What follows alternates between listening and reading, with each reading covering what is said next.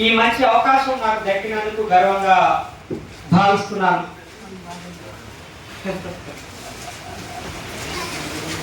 Comrade Lenin what is to be done అనే పుస్తకాన్ని రాశారు. ఏం చేయాలి అనే ఒక పుస్తకాన్ని కామ్రేడ్ లెనిన్ రాశారు. బోల్షివికులకి మెన్షివికులకి మధ్యన ఉన్న సైద్ధాంతిక వైరుధ్యాన్ని, సైద్ధాంతిక సంఘర్షణని ఆచరణాత్మకంగా మరింత నిగ్గుదేసిన గ్రంథం లెనిన్ రాసిన ఏం చేయాలి, what is to be done. అంటే బాబాసాహెబ్ అంబేద్కర్ 1946లో ఒక ముఖ్యమైన ప్రకటన చేశారు.